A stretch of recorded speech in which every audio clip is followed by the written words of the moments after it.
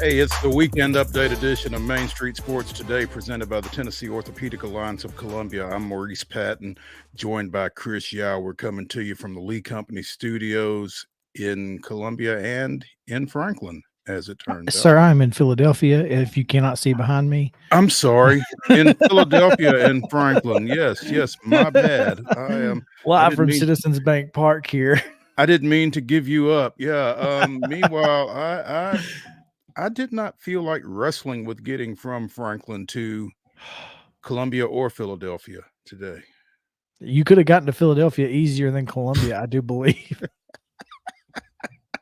Yeah, which is saying something. It's insane right now. I don't know what's going on with traffic, but it is a mess. Yeah, I think the best thing to do is stay out of it. So, It's a good call. yeah. Big show as we head into the weekend. Happy Braves opening day to those who observe, as first pitch is in about 4 minutes from Citizens Bank Park. So you may be seeing the back of Chris's head for the rest of the show as he's watching the show, the game rather. But we'll be talking some Braves. Surprise, surprise, as the show progresses. We will be checking in with Ann Kimmel of Penalty Box Radio because we need to, for different reasons than the previous 18 games, unfortunately. And obviously, we'll be talking some March Madness as it continues with weekend number 2. So, and it got pretty mad last night. Yeah, I'm. Which again, I said You're pretty mad happen, too, huh? but no, I mean I'm not mad. I won some dollars. Did you? Okay. Yeah. Look, apparently my betting to manipulate results only works if I actually believe in the result. And you didn't.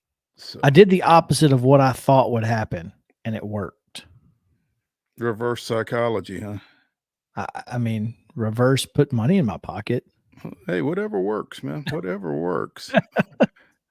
Well, hey, again, gonna talk some baseball, some hockey, some hoops, and a little football, because minor league spring football is right up Yao's alley. So we're going to indulge him a little bit with the opening weekend of the UFL coming up. So be chatting a little bit about that as well. But before we do anything else, Chris, we need to give our listeners yesterday's results and this weekend's sports schedule on the rundown. This is the Rundown. Friday Rundown is brought to you by Chip Walters of Exit Realty, Bob Lamb and Associates. The Blue Raider Voice also wants to be your trusted advisor in real estate. Contact Chip at 615-542-1915 or through his website at choosechip.net. Chip Walters, proud to support youth sports across Middle Tennessee. High school baseball scores from Thursday evening. Blackman with a 9-4 victory over Rockvale. Brooks of Alabama doubled up Lawrence County 4-2. It was Clarksville 14, Hartselle of Alabama 4, Stewart's Creek 5, Cookeville 1, Christ Presbyterian Academy 11, Bartlett of Illinois 1, Broadcrest Christian 5, CPA 4, Fayetteville with a 16-1 win over Culleoka. Davidson Academy blanked Brooks College Prep of Illinois 7-0. Clarksville Academy with an 8-0 win over Dixon County. It was Fairview 2, Hickman County 1. Hampshire 14, Frank Hughes 2. Franklin Simpson of Kentucky 8, Greenbrier 1. Also, never mind. Lebanon 4, Gordonsville 1. Independence with an 8-3 win over Summit. Lawson by 3 touchdowns over Glencliff, 21-0. Loretto with a 5-0 victory over Hardin County. Eagleville 7, McMinn Central 3, Spain Park of Alabama 10, Middle Tennessee Christian 3, Morristown. This was a good one. Morristown 2, Murfreesboro Central 0. Gallatin 1, Providence Christian 0. Henry County 11, Providence Christian 1. Richland 18, Mount Pleasant 4. Riverdale with an 8-7 win over Science Hill. It was Rossview 11, Bob Jones of Alabama 6, Zion Christian Edge Santa Fe 5-4, Siegel with a 3-2 win over Noblesville of Indiana, South Gibson with a 4-0 win over Creekwood, Nequa Valley of Illinois defeated Spring Hill 4-1. Dyer County of West Tennessee defeated Spring Hill 7-1. Overton with a 5-4 victory over University School of Nashville. It was Franklin Road Academy 7, Waverly 1, and did we not already have this? I don't know if this is a second game or I only saw one tweet from Zion Christian regarding this game. So one tweet, probably one result. yeah, that's what I'm thinking. So that's it. Softball action Centennial with the close one over Ravenwood 1-0. It was Clarksville. CCHS. Clarksville, not a close one over Northeast 13-0. It was Culleoka with the late touchdown to beat Santa Fe 14-7. Beach, a 10-4 winner over Gallatin. Greenbrier. Culleoka, by the way, does not have football in either the Santa Fe, but anyway. Which is what makes it so much better to say it that way. Yeah. Oh, Greenbrier, Edge of Station Camp 3-2. John Overton, 19-4 winners over Antioch. And Stewart's Creek, 7-5 against Lincoln County. Smyrna 12, Whitwell 2. Wilson Central doubles up 11 and 10-5. Boys soccer action. Giles County blanked Lawrence County 2-0. It was Good Pasture with the mercy rule over Clarksville Academy 9-0. NBA 3-1 winners over Overton. Antioch 4, Smyrna 1. Spring Hill 3-2 winners against Lincoln County. Columbia Central downing Warren County 7-0. In Major League Baseball, the Yankees come back to beat the Astros 5-4. We should have stayed on the air because clearly that was helping the Astros. But unfortunately, Yankees come back and get the dub. And on the ice, well, we told you it was going to happen.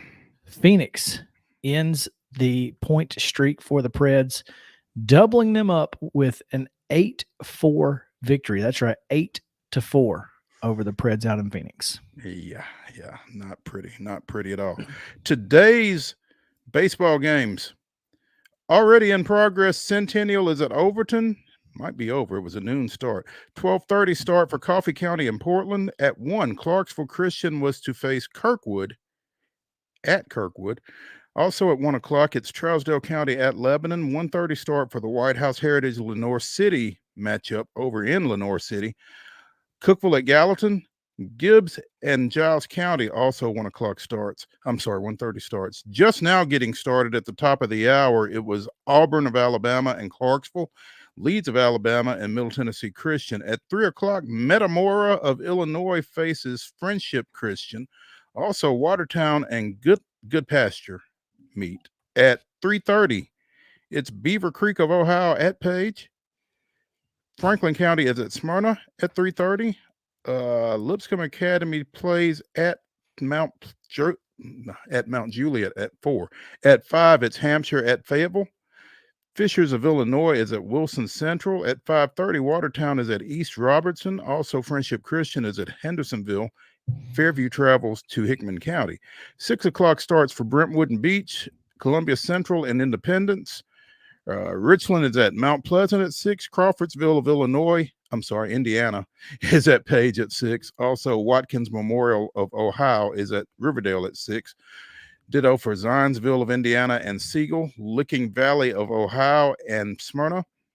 Perkins of Ohio plays Spring Hill at 6. Rockvale is at Stewart's Creek at 6. At 6:30, Harpeth travels to Hume-Fogg. Ravenwood hosts Clarksville Northeast. Greenbrier is at Springfield at 6:15. At 7 o'clock, Cheatham County is at Sycamore. Dyer County travels to Wilson Central. Middle Tennessee Christian hosts Helena. Which one, Chris? Helena of Alabama at 7. Times undetermined or times unknown. McEwen plays Joe Burns. Eagleville plays Knoxville Halls. Edwardsville of Illinois plays Rossview. Also, Enterprise of Alabama plays Rossview. So I assume those are at 2 different times. And that is our baseball slate for today. All right, tomorrow's baseball action. Florence of Alabama and Middle Tennessee Christian at 9 o'clock. At 10, it's Friendship Christian and Joe Burns. Metamora, Illinois and Good Pasture at 11. Also at 11 is White House Heritage at Union County. Westmoreland and Davidson Academy at 11:30. You can catch Prattville, Alabama and Clarksville. At noon, it's Antioch at Brainerd. Fishers, Indiana against CPA. Richland at Forest. Hume-Fogg hosting Adena of Ohio. LaSalle of California is at Lipscomb Academy. Middle Tennessee Monarchs and Clarksville Northwest will play. Ezel Harding is at Mount Juliet Christian. Westmoreland taking on Western Boone, Indiana. At 12:30, it's Noblesville, Indiana and Beach. Coffee County and Friendship Christian. As well as 12:30 is Forest Park, Indiana at Smyrna. At 1 o'clock, Western Boone of Indiana takes on Davidson Academy. And at 1:30, the Kings Academy takes on Giles County. Also at 1:30, Portland and Good Pasture, or Good Pasture and Joe Burns. Not entirely sure. Northwest. Yeah, Northwest is at Cascade. Coffee County's at Hendersonville at 3. Also at 3, Franklin County at Riverdale. Creekwood at Siegel. Eagleville and University High. 4 o'clock, Wilson Central welcomes Providence Christian. Clarksville Northeast is at Clarksville Academy at 6, as well as Letcher County, Kentucky is at Columbia Academy. Bryan Station, Kentucky is at takes on Eagleville, and Briarwood Christian as well takes on Rossview. Softball earlier today, Cleveland of Alabama and Summit faced off. That was a 9:30 start, so my guess is that one is over. Yeah, no score reported to this point. Yeah. Also, Greenbrier and Portland met at noon in Portland. That one's either over or really, really close. Joe Burns defeated McEwen 7-2. At 1:30, Boyd Buchanan was facing Summit. Summit set to play Knoxville Halls at 3. Centennial travels to Overton for a 5:30 start.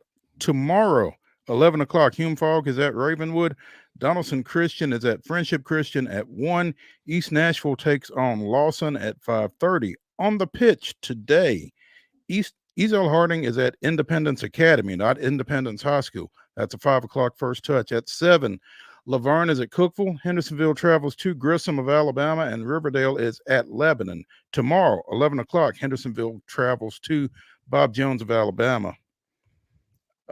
Men's basketball action tonight at 9:09 and not a minute earlier. Creighton takes on Tennessee in the Sweet 16 at Detroit. That game can be seen on TBS. Tomorrow, 6 o'clock, Memphis Grizzlies at the Orlando Magic. That one's on Bally Sports, as is at 5, the Preds traveling to Colorado, taking on the Avalanche. Those are 2 different Bally outlets for what that's worth. So, have fun with that. MLS action on Saturday. Nashville SC is at Columbus. It's a 7:30 first touch on Apple TV. Major League Baseball currently underway, and check one leg of my parlay off as Ronald Acuna Jr. singled in the first inning and stole second. So there we go. And got stranded there. Stranded. Yeah, it's 0-0 right now. Braves and Phillies. Yankees and Astros tonight at 7:10. On Saturday, the Braves play at 3:05 on FS1 and Bally Sports South, which means if you were looking to watch it on FS1, too bad, you'll be blacked out if you don't have Bally. On Sunday, same thing. It'll be on MLB Network, but also on Bally, which means you're blacked out. That's a 12:35 first pitch on Sunday. For the Astros on Saturday, they host the Yankees at 6:15 on Fox. That is a nationally televised broadcast you can, in fact, watch. And same thing for Sunday, 1:10, Astros hosting the Yankees. In minor league baseball this weekend, you can catch the sounds if you want to head up to Toledo. That's a 3:05 first pitch. Don't think you'll make this one today, but you can still catch the 3:05 first pitch tomorrow and 1:05 on Sunday. And that, folks, is your rundown.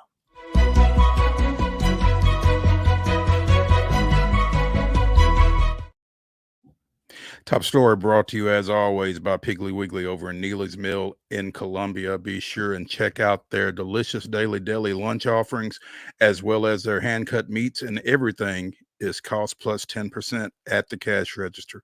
Piggly Wiggly, Neely's Mill, Columbia, our top story sponsor. Top story came out late yesterday afternoon after we were off the air.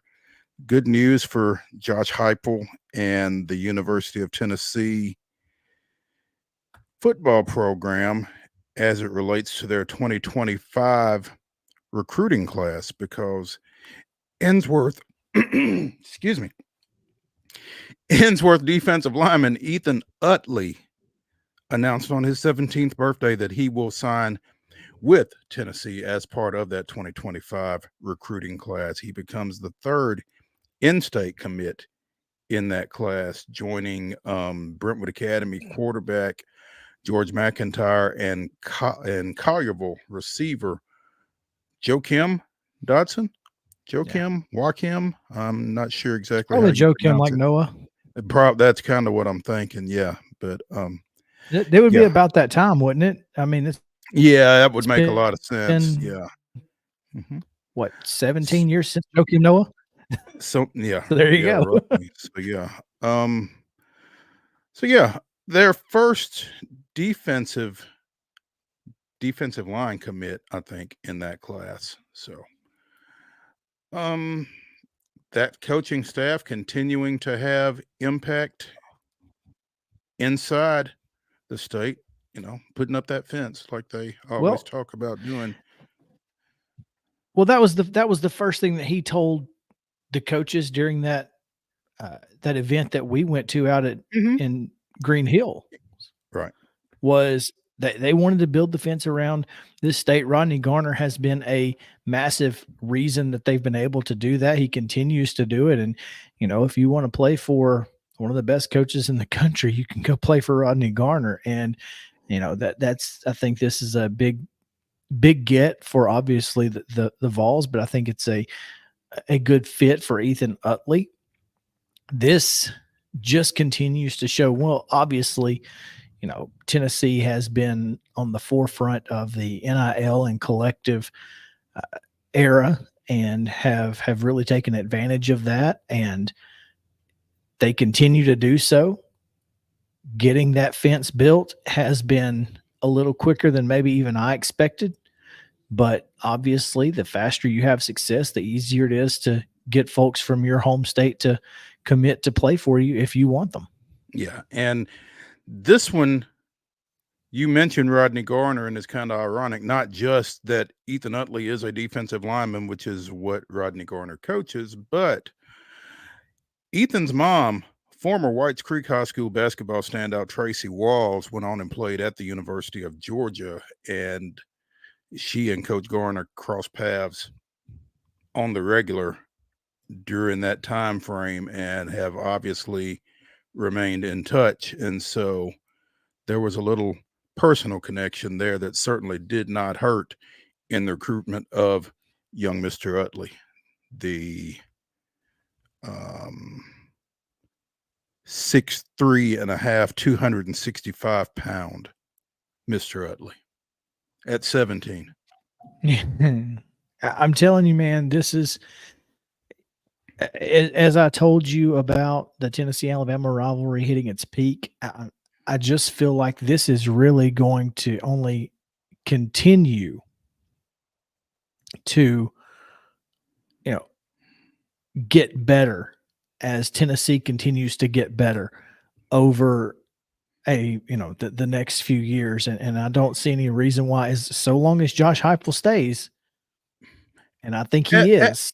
As Tennessee continues to get better and as Alabama continues its to water. become mortal.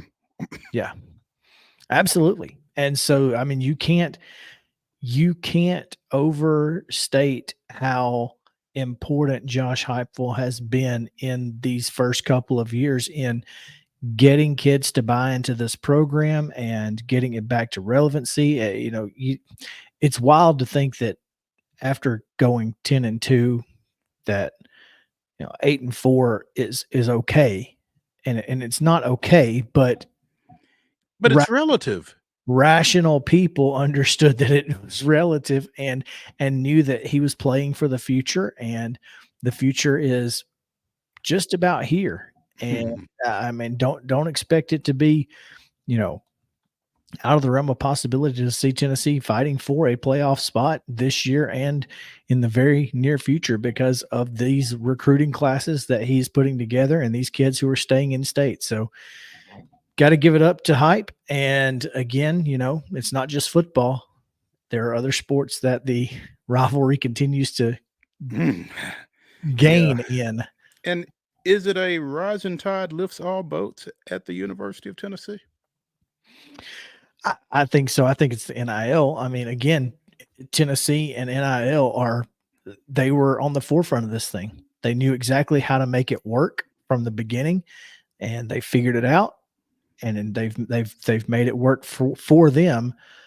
And it doesn't appear as if the NCAA is going to do anything about it unless Congress allows it. And I don't think Congress is allowing it. So here we are. It doesn't appear as if the NCAA is going to be able to do anything about it. So here we are, like you said. The Phillies go down 1-2-3. Bryce Harper striking out, swinging for the third out. No score after one at Citizens Bank Park. They're not even moving back here. When we come back to the Lee Company studio here on Main Street Sports Today, presented by the Tennessee Orthopedic Alliance of Columbia, we will be joined by Blake Lovell of Southeastern 14, talking a little hoops. So let's do that after this break.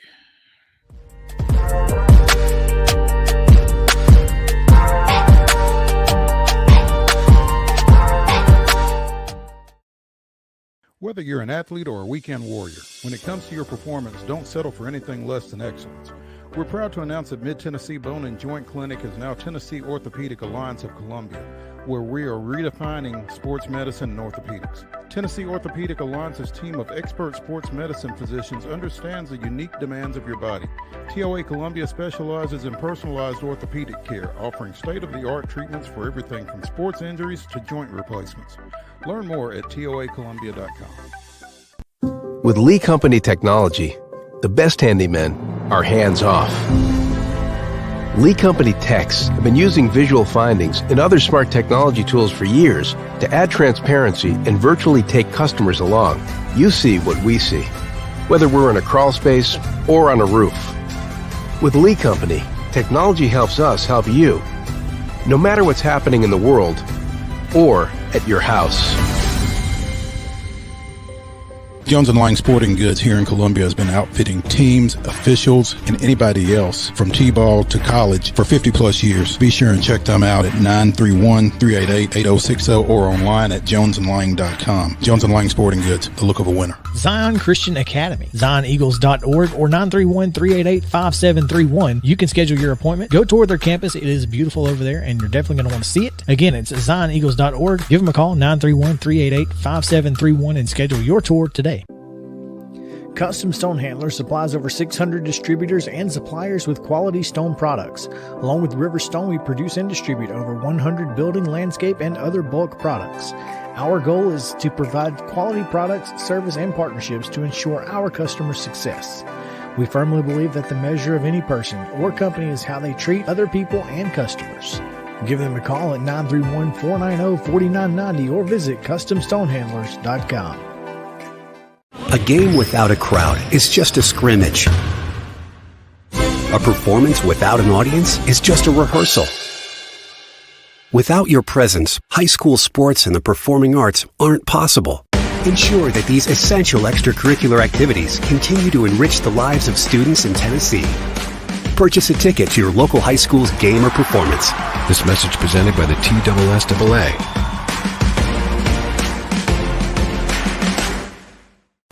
Piggly Wiggly, located in Neely's Mill Shopping Center, is Columbia's locally owned and operated Cost Plus 10 grocery store dedicated to serving the community with low prices and smiling faces. Piggly Wiggly offers fresh, hand-cut meats daily as well as daily hot plate lunches from their deli counter. You're certain to see smiling faces and a helping hand when you're here at Piggly Wiggly. Come by and check out our fresh produce, high-quality meats, and more. Down home, down the street, we'll see you at the Pig. We thrive under the lights. A city of performers. Putting on one heck of a show. Headlining night after night. Welcome to Smashville.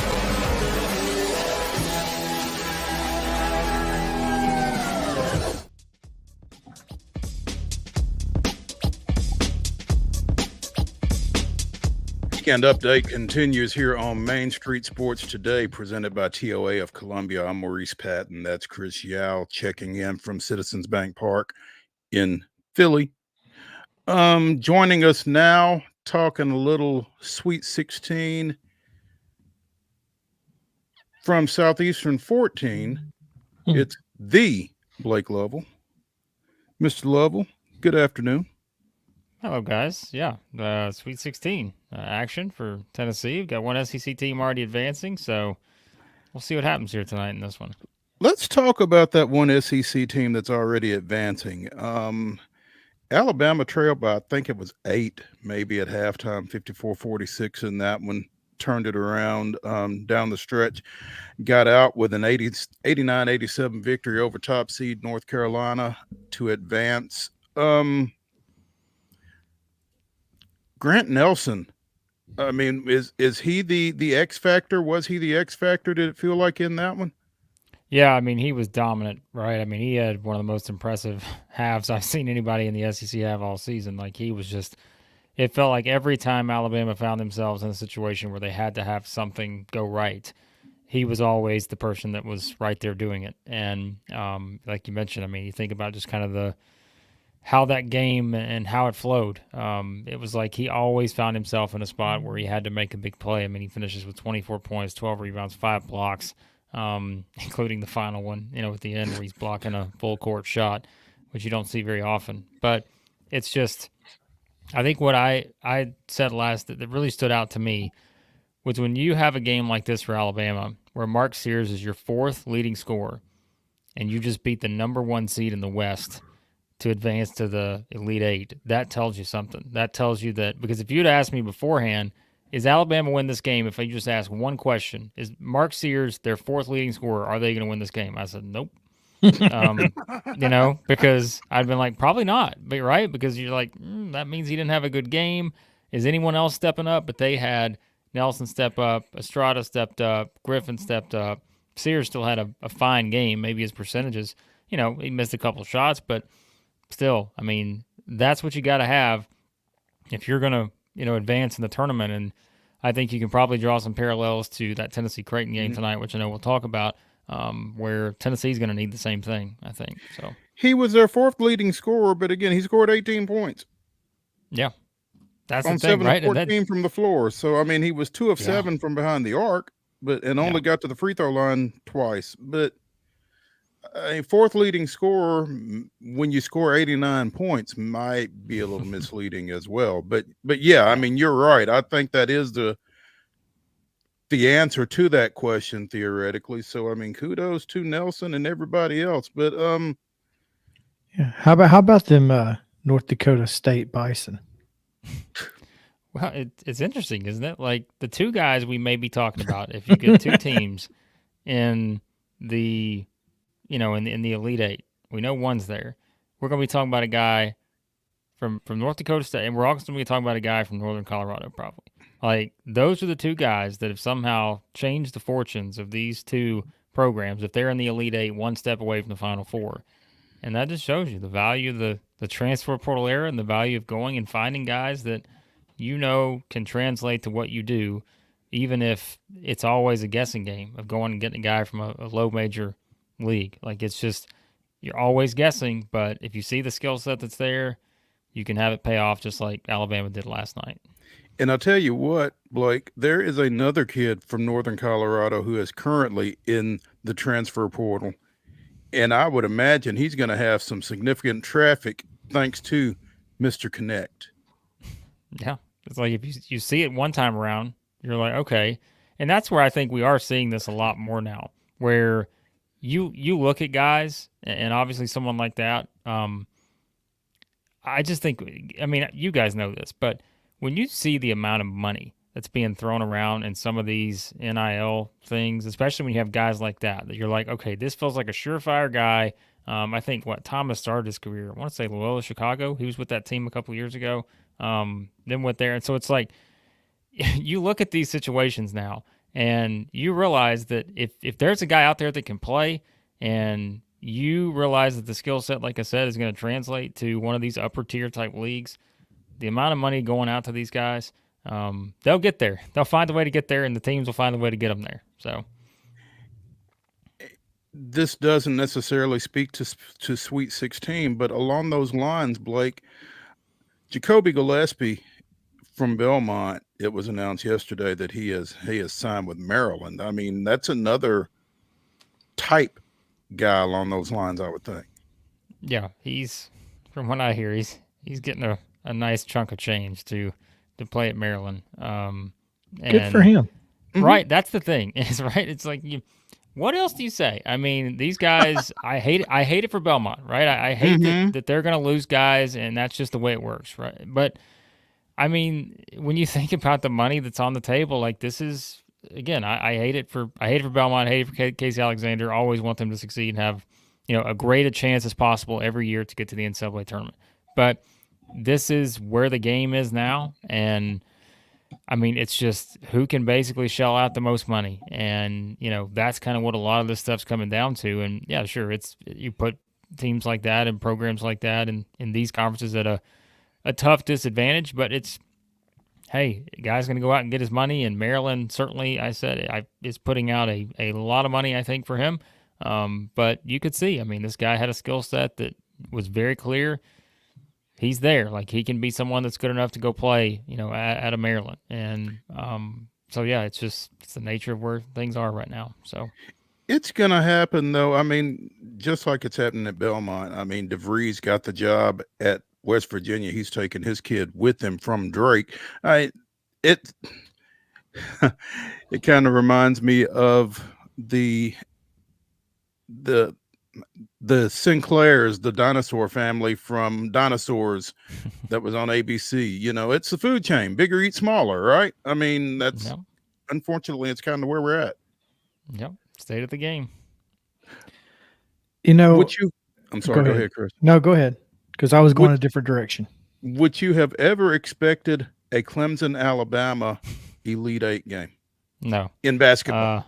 Well, that's the thing. I feel like going to the tournament. Yeah, right. And I'm like, if Alabama's got multiple revenge angles here. They can get revenge for the game they lost to Clemson back in November, but they can also try to get revenge for the college football national championship. So like they got a lot to work with here for a number 4 seed in the Elite Eight with a bit of a chip on their shoulder. So, but I mean, I said before, hey, this West, we always feel like every time we talk about the West, like we use the Wild West angle, but you did. You had the number 4, number 1 seed. And so if it's the lowest ranked number 1 seed, and then you've got all these other possibilities that are there, I mean, in my bracket I had Alabama in the Elite Eight, but I said I only think they can get there if they beat Michigan State, not North Carolina. I just thought it was a worse matchup. But now it's like Clemson. Think about how many people. I did not think twice about Clemson and New Mexico. I said, New Mexico, hot as can be. I know they're part of the Mountain West, and the Mountain West has struggled, but like I'm advancing New Mexico in any bracket I would fill out. And I'm sure there were countless people who did the same thing. And yet here Clemson is, Brad Brownell on hot seat watch number 483. And, here he is. He's got a team away from Final Four. Clemson on the hot seat, has he not? Yeah. I mean, it's like he spent his entire career there. And it's interesting because, like, I can remember, I think I met Brad Brownell. The first time I ever met him, I was actually still coaching in high school. And he had came to Springfield to watch Corey Stanton play. I don't know if you guys remember Corey Stanton. He wound up I know the name. He wound up going, I don't remember where he ended up. I think he went to Clemson at some point. Started at Wright State maybe. But so like I can remember it. I'm just thinking, man, that was not that long ago, but like he's been at Clemson for, again, seemingly forever. And I feel like ever since he's gotten there, 2011, yeah, my goodness. He's been on the hot seat since probably his second or third year. And he's still there. And now here he goes. So, well, that Clemson is. We all talk trash about the ACC. We all did, and now look at them. I mean, NC State gets a win tonight, and you're going, holy crap! Look at look at this conference. But there are now 4 teams in the Elite Eight. Of those 4 teams, Tennessee is 3-0 against 2 of them. And obviously it's it would be perfectly Tennessee to not make the Elite Eight after being undefeated against teams already in it, wouldn't it? Yeah, it would not be a great setup when you feel like your opportunity is there, to put it lightly. Yeah, I mean, that's the thing. I look at this entire region, like these 4 teams that are left in that part, like Purdue, Gonzaga, Creighton, Tennessee. I'm like, I think you could legitimately make the. Now, let me say this. If you take UConn out of the mix, because I don't, at this point, I wouldn't bet on anyone not named UConn. But if you're just like, okay, who's going to meet UConn, right, in the championship? I mean, listen, I think any 4 of these teams would give UConn a very interesting game in that kind of scenario. I don't know if I could say that about all the other 4 teams, right, that are left in the other part. Houston, Duke, sure they could. I'm still not sure about Marquette. I know they're here, but NC State, I don't think in that scenario would be certainly a great play against UConn in the national championship. But yeah, so I'm like, it could be any of these 4, and like it's interesting to say that with the Zags too, because I feel like the Zags went like they've gone from all right, everybody looks at them as Goliath now, and now they're getting to embrace being David again. Like everybody picking up to lose to McNeese State in the first round, and they're just blowing people out left and right. Like they blew them out, they blew Kansas out. So I could see the Zags doing this. So give me Tennessee and the Zags. I'd like to see that. Yes, please. Mm-hmm. Yes. Don't want Purdue. Trust me. I understand why. I don't. Anybody but Purdue. Yeah. I mean, Purdue may be the closest thing to a lock besides UConn, as long as, I mean, just because of Zach Edey, obviously, because he's such a mismatch issue for everybody else. But it really does kind of feel like UConn and everybody else.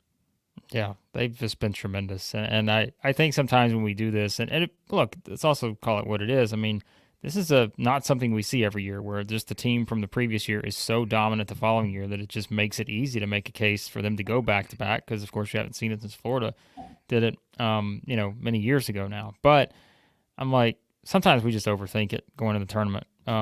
They were clearly the best team coming into the tournament. They have looked like the best team to this point.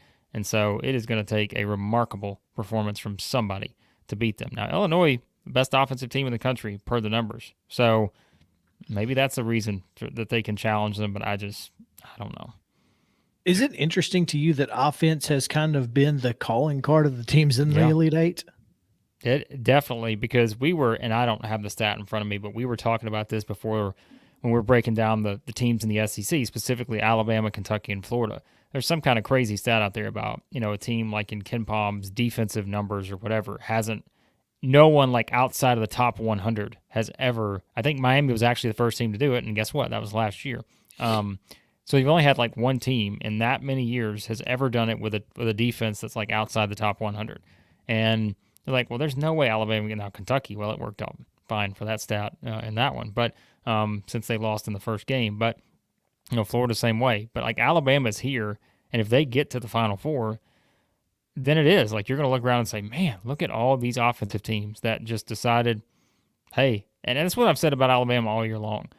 I'm like, I know people want to just count this team out, and there were times where it probably was easy to when they're struggling down the stretch during the regular season, but sometimes the game is simple to where all you have to do is outscore your opponent by a single point, and you may give up a lot of points, but they are so good offensively that and that's the thing about the tournament. It's not always about the teams who have been the most complete all season. It's just the teams that get hot and make enough shots that advance.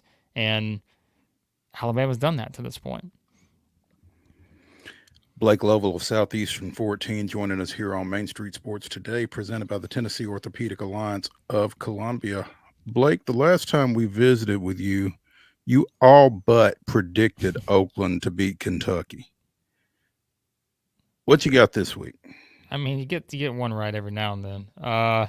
Well, this week I'm batting 0% because I think someone asked me yesterday if I gave NC State or Clemson a better chance to pull the upset, and I was all in on NC State, so I missed out on that one. It's one we just talked about, and I'm not completely all in on it, but just because we've gotten to this point, and I just think you got a lot of good teams left, but there is something about this Gonzaga team that I look at, and I know we all came in thinking they were overseeded. This team's nowhere near as good as the teams he's had there.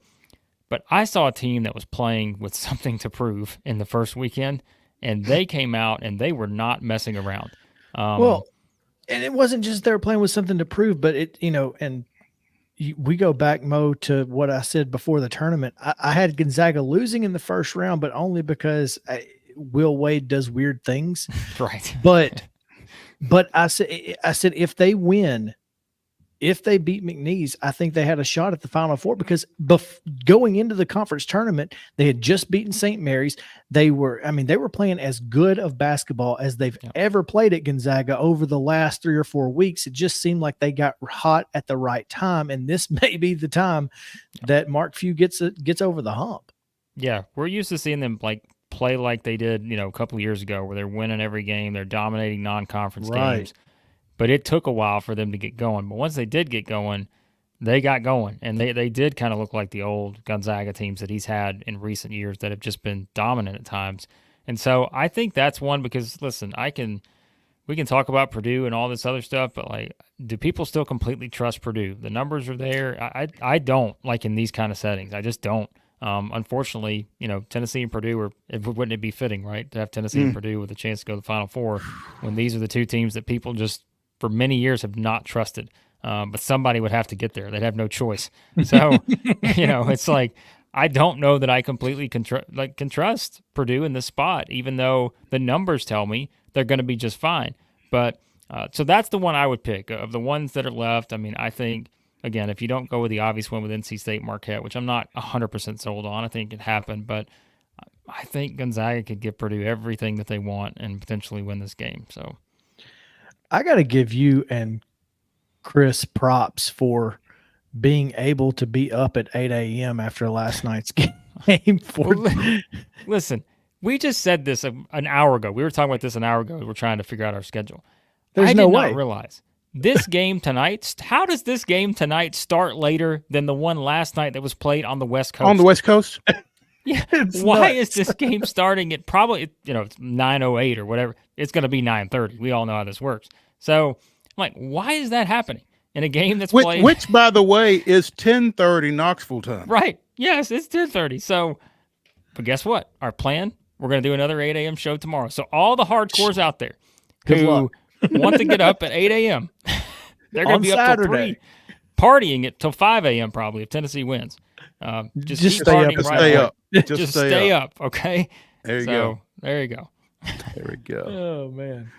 Blake Lovell, Southeastern 14, dropping some hoops knowledge on us as he always does. Man, we appreciate your time.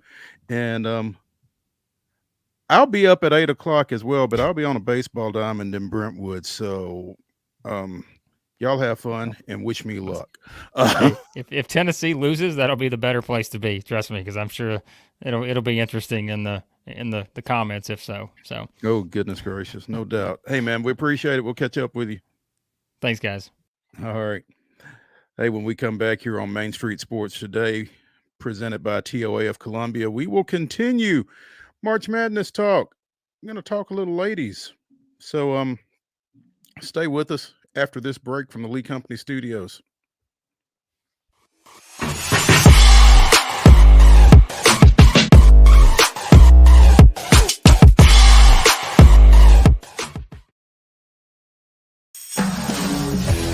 We thrive under the lights. A city of performers. Putting on one heck of a show.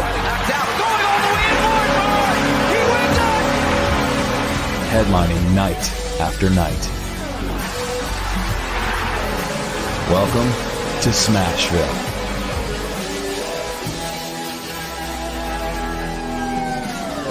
Whether you're an athlete or a weekend warrior, when it comes to your performance, don't settle for anything less than excellence. We're proud to announce that Mid-Tennessee Bone and Joint Clinic is now Tennessee Orthopedic Alliance of Columbia, where we are redefining sports medicine and orthopedics. Tennessee Orthopedic Alliance's team of expert sports medicine physicians understands the unique demands of your body. TOA Columbia specializes in personalized orthopedic care, offering state-of-the-art treatments for everything from sports injuries to joint replacements. Learn more at toacolumbia.com.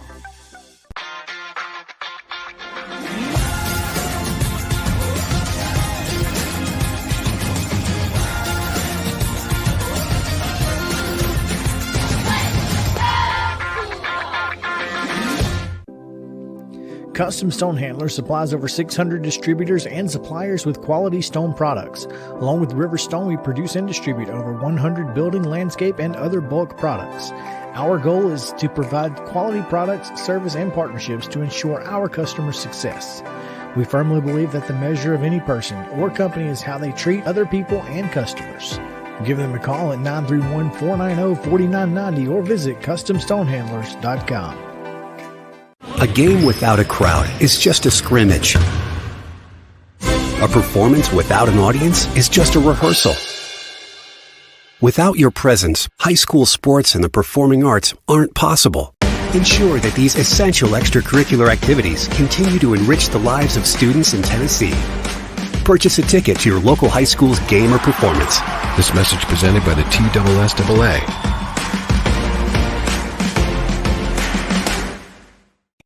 With Lee Company technology, the best handymen are hands-off. Lee Company techs have been using visual findings and other smart technology tools for years to add transparency and virtually take customers along. You see what we see, whether we're in a crawl space or on a roof. With Lee Company, technology helps us help you, no matter what's happening in the world or at your house.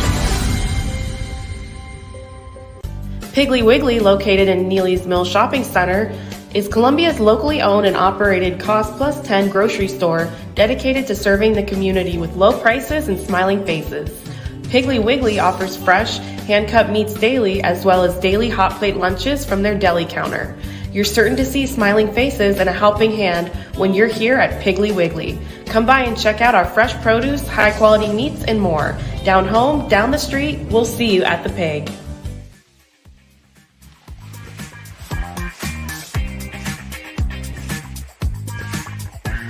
The weekend update edition of Main Street Sports Today, presented by the Tennessee Orthopedic Alliance of Columbia, continues. I'm Maurice Patton. That's Chris Yao.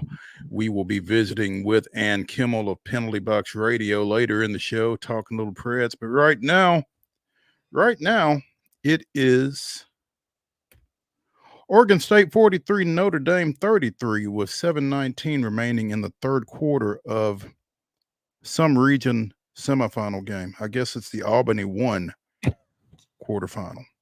So I really hate the way the women's tournament is set up. Well, a lot of people are saying that, maybe doing that men's and women's thing. We talked about it, I guess, a couple days ago. But, a lot of people saying to put them together, and obviously there are some logistic issues with that, hotel rooms, etc. But I mean, at this point, it just seems like it might be better for both sides. I mean, it might be better for the NCAA just from a standpoint of maybe it helps them with some of their gender equity issues that they have experienced at various times. But they'd still screw it up. Well, sadly, you're right, but they'd put them in a diamond hotel and the women the comforty in a Motel 6. Yeah. So I mean, the sad thing is, I mean, you're so right. And it's so unfortunate that you are right, but you are. It's unreal. Anyway, I guess the second game in the Albany 1 is number 2 Stanford, number 3 NC State. In the other region that's playing today, you've got 4th-seeded Indiana and top seed South Carolina playing the early game. No, that's not right. The winner of this game apparently plays the winner of Texas and Gonzaga. I don't know, buddy. Yeah, exactly. I don't know. Well, and this is the problem with having the only 2 regionals. Okay. Oregon State, Notre Dame winner plays South Carolina, Indiana winner. That's correct. Okay. And then later tonight, you've got Stanford and NC State and Texas and Gonzaga. And those Yeah. winners will play each other on Sunday. There we go. Man, the chalk in the women's bracket, which I mean is not unusual. This does happen, most of the time. When there's not chalk, it is rare. But my goodness, if not for, I guess Portland 3. If not for Portland 3 Sure. with a 5 seed and a 7 seed, it would just be. Yeah, I think 13 of your 16 teams that got through to the Sweet 16 were top 4 seeds. You've got 5 seed Colorado, 5 seed Baylor, and 7 seed Duke. So, I mean, that's it. It's pretty chalky, like you said. And the only non-top 8 seed to win in the first round was Middle. Yeah. Now, you say that, but I think it was 12 of 16 on the men's side. Yeah, but I mean, this is almost always. I mean, rarely does the women's bracket end up with a lot of first round upsets. And that's a lot of that is because of the parity that we see among these power 6 conferences or power 5 conferences in women's. I don't guess the Big East is as powerful in women's as it is men's. Well, you've still got UConn. But it's UConn and everybody else. But it's UConn and yeah, exactly. So I mean, you kind of we've seen the parity grow, but it hasn't quite gotten to, outside of what Florida Gulf Coast a couple years ago when they shot the lights out against everybody. But it's never those teams. But it is nice to finally see, South Carolina looks like it's going to go all the way to the championship, but I mean, there's a lot of folks think UConn can win this thing. A lot of folks think Stanford can win this thing. A lot of folks think Texas can win this thing. And then of course LSU won it last year. So, I mean, it makes for a really good Sweet 16 tournament on. It doesn't quite have the allure in the first weekend that the men, because there are so few upsets. But once you get to the Sweet 16, this becomes a very, very exciting bracket. And it's interesting that you say that because, again, on Saturday in the Albany 2 region, you've got Iowa and Colorado, number 1 seed Iowa, number 5 Colorado. It's the second game. Preceding it is number 2 UCLA and number 1 LSU. Now, we know that TV wants Iowa LSU in a rematch of last year's national championship game. Well, to this point, they've made sure that they got this far. And that's my question.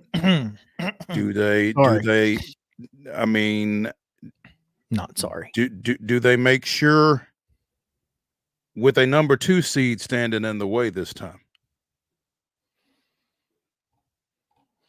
Can you name one player on UCLA's team? I can't. Then yes. They're going to make sure.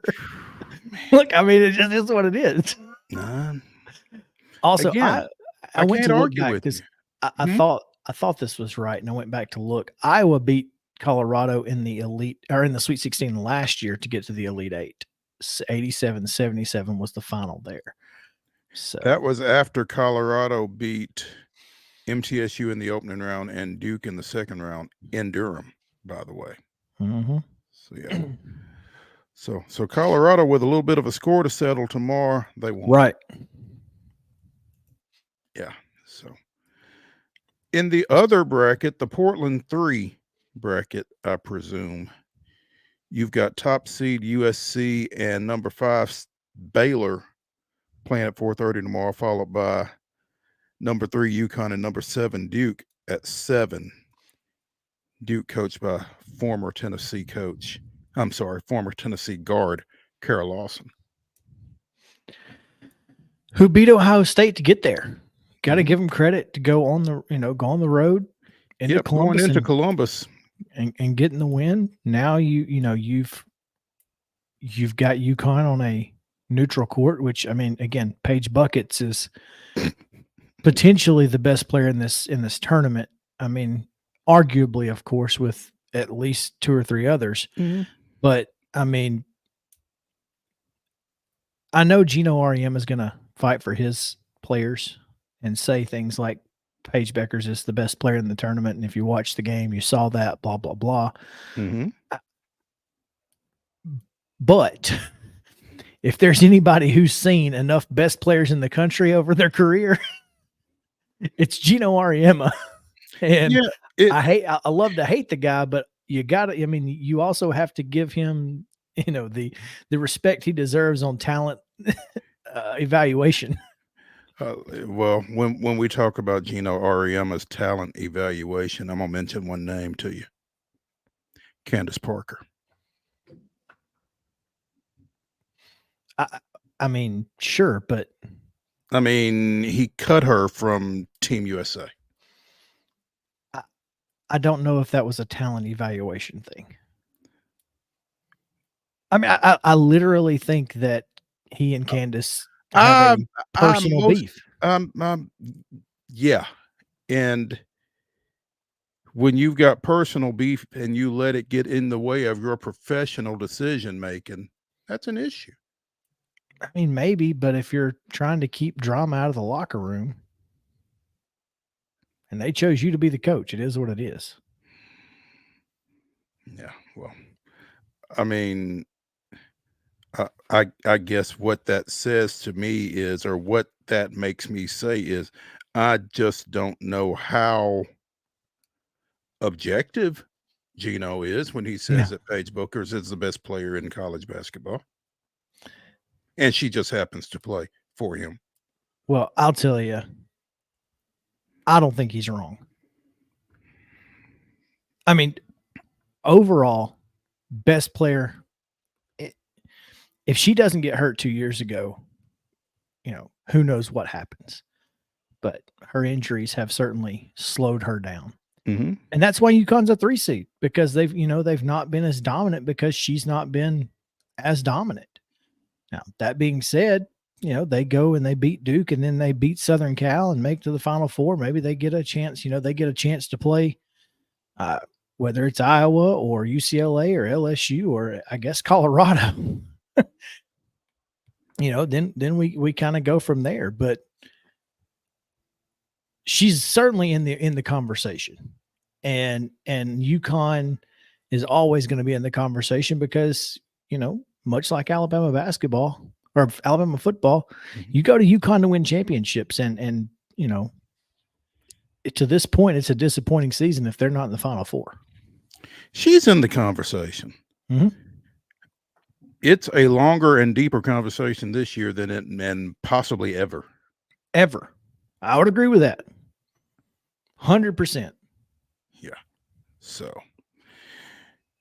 I mean, something I can't wait to watch Paige Beckers and Juju go at it. I think it's going to be a matchup of just two great basketball players, and Juju's youth is probably going to come to the surface at some point, because Paige Beckers is much like some of those players that like to get in your head, the Larry Bird types. Mm-hmm. And so I'll see how that, you know, I'll be excited to see how that plays out. So I'm rooting for that matchup, although I'm not going to be sad in any shape, form, or fashion if Duke puts UConn out. UConn is one of those teams that you like to see lose as quickly as possible, especially if you're on the other side of the bracket. Yeah. So let's take a break. Let's come back and let's talk a little baseball here on Main Street Sports Today, presented by the Tennessee Orthopedic Alliance of Columbia. We'll be returning to the Lee Company studios after this.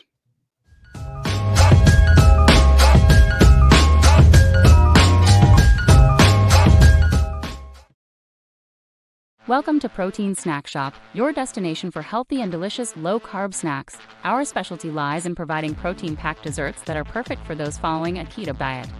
Our products are made with high-quality ingredients, ensuring that you can satisfy your cravings without compromising your health goals. From a variety of flavors and options to choose from, you can enjoy guilt-free snacking while staying on track with your fitness journey. Don't miss out on our limited time offer. Discover Protein Snack Shop today. Whether you're an athlete or a weekend warrior, when it comes to your performance, don't settle for anything less than excellence.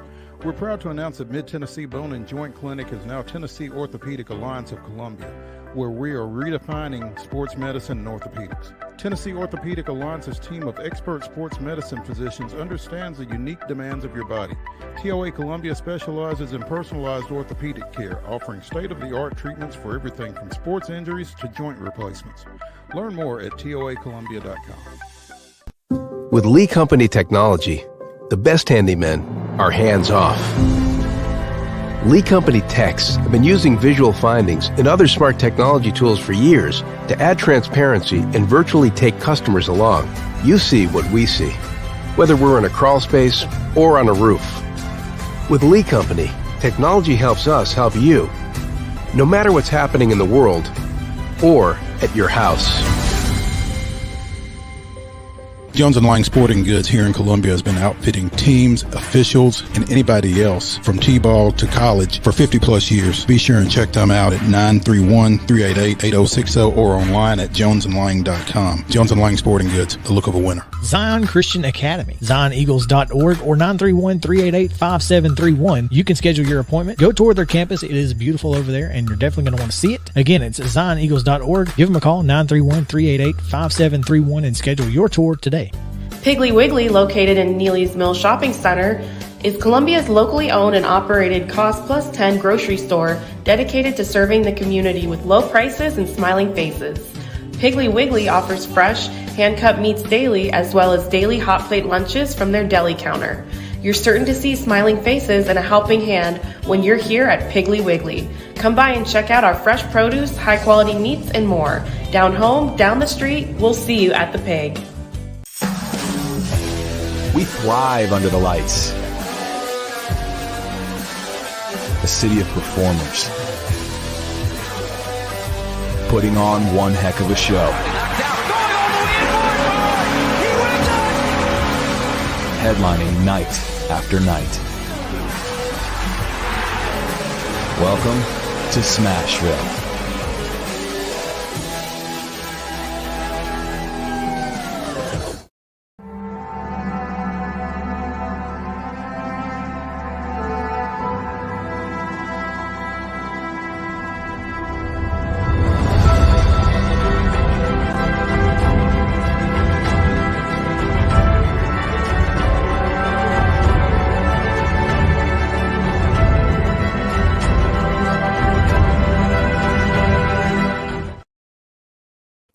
March 29th, 1997 marked the introduction of the Chipper Jones candy bar by Mally's Chocolates.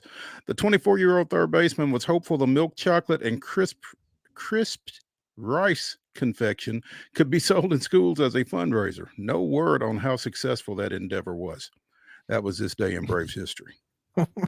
Must not have been too successful. I've never heard of the Chipper Jones candy bar. You know, I hadn't either until I went looking for the TDIBH item for today, and that was what I came up with. Yeah, interesting for sure. You know, for a couple of folks who think they know a lot about Braves history to have not been familiar with that. I don't know how far outside of Atlanta that went, but yeah. That's true. I'm assuming that that's the, you know, like those kids in the parking lot that are trying to raise money to go to a ball tournament or play 3-on-3 at Summit High School.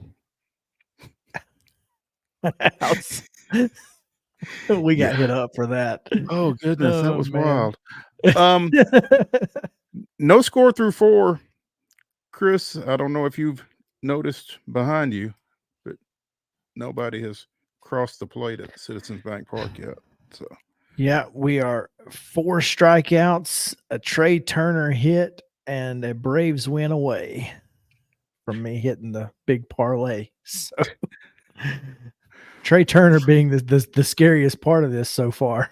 Yeah, as long as Spencer Strider is still on the mound, yeah, that might still be might still be scary for you. Strider and Wheeler getting the starts today for the And Braves they and Phillies. and they are going at it, boy. Um, yeah. As we all expected, Jason Kelnick with tied for the Jared. best. I'm sorry, Jared Kelnick tied for the best batting average on the team so far. 1,000. Hitting 1,000. Yeah. Yeah. Acuna, Harris, and Kelnick with the 3 hits for Atlanta thus far. Alec Boehm, who still hasn't touched the plate from 2 years ago, with Philadelphia's only hit to this point. But also a strikeout to end the last inning. So there we go. We'll take it. Yeah. So that's where we are right now in that one.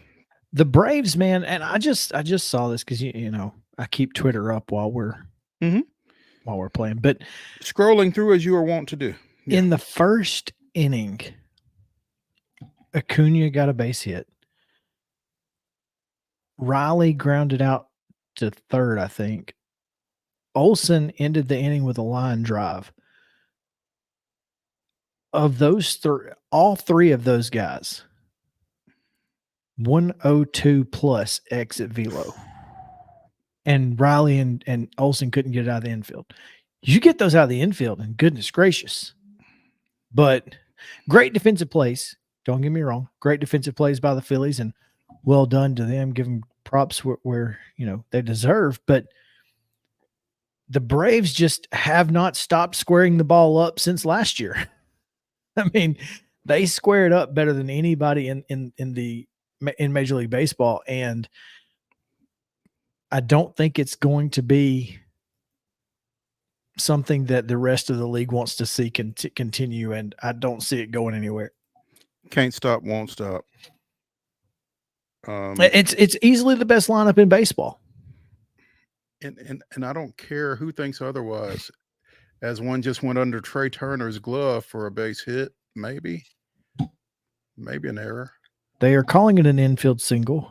Okay. No, I'm sorry. They're calling it Murphy safe at first on a shortstop, Turner fielding error. Oh, and Boehm just bobbled one.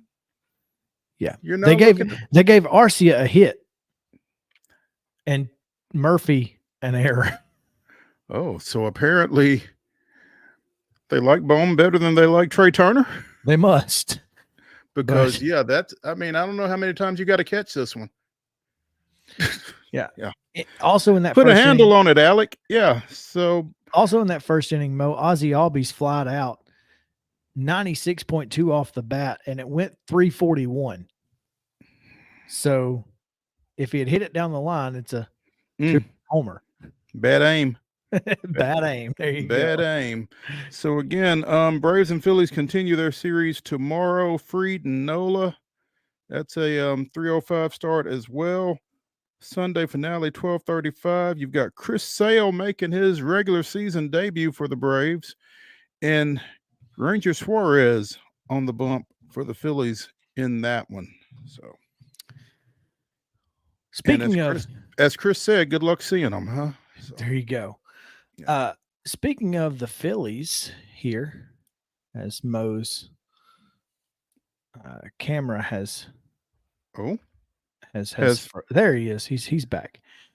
Former Philly Rhys Hoskins slid into second base in the Milwaukee Mets game in the top of the 8th, and Jeff McNeil, unhappy, bench is clear. Oh no! As New York and Milwaukee players are staring at one another very, intensely. And listen, these benches clearing thing is hilarious because we've got everybody in the bullpen ran to the field, Mets and Brewers players running side by side through center field to get to their people. Like, I mean, come on, if we're going to clear benches, we shouldn't get off the warning track. Let's just go. We can just do it right here. Right here on the grass. I mean, they were, it's so fun. They're just jogging. Right up through center field, side by side, like, okay, guys, what are we doing here? Well, we got to make sure we get here. So, yeah. course, Jeff McNeil can be unhappy all he wants, but that guy, What was he unhappy about? That Hoskins slid into second base, but let's not forget this, Mo. Oh yeah, yeah. I mean, it's Jeff McNeil. Nobody cares if Jeff McNeil is happy or not. The less happy he is, the better I like it. So, oh man, I can't believe it. Hey, let's start the season off right though. Let's get these benches cleared early and often, baby. Yeah. So if you can see the show, you can see our lower third. This is baseball chatter, this segment.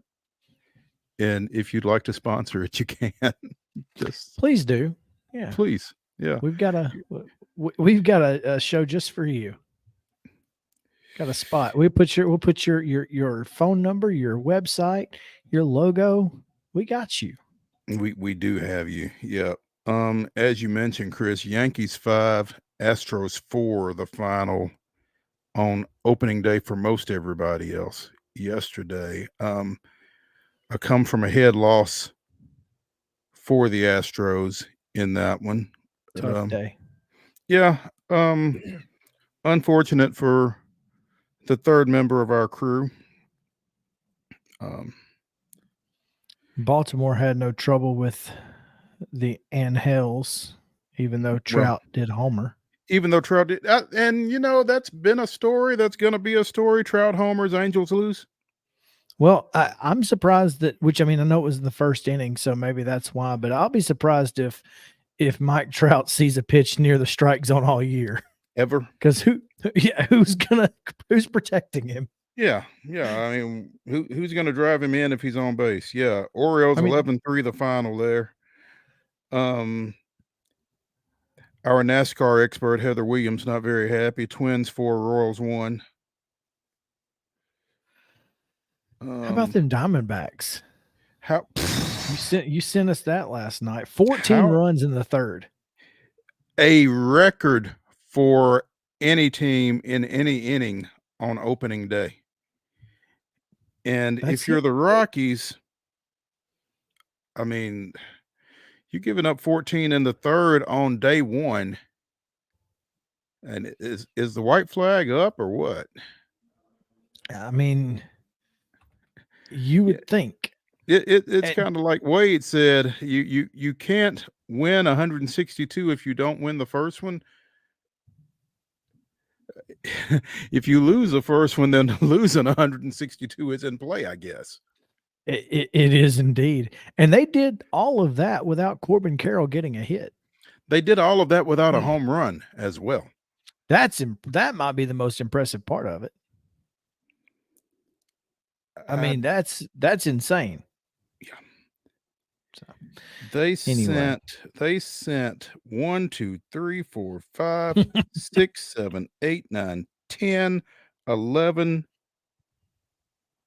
No, they sent more than. Oh, this is just plays that scored runs. I don't know how many they sent to the plate, but in the third inning, yes. I don't even want to think about it. Yeah, man, here's the thing. Zach Gallen started that game for the Diamondbacks, and it's like, how long was he sitting in the dugout watching that? 34 minutes. 18 batters. They batted 18 around twice. batters. They hit around twice. Ugh. That's tough. It was Kyle Freeland's third opening day start for the Rockies, and pretty safe to say it's his last. One would think. I don't know. Who else is going to do it? Well, good question. Good question. Did you see the crowd in Oakland? As such it was. Crowd doing a lot of work right there, huh? Yeah. Did you see the people who showed up to the A's game? This is one of those, they introduced the fans to the players to save time. Yeah. Now did the people that showed up for the game, did they go inside the stadium or did they stay outside the stadium because there was some. There were 10 or 12 in there. I mean, I saw the pictures, and it's hard to find people. And I'm not sure how many of those weren't like workers who just decided to sit down.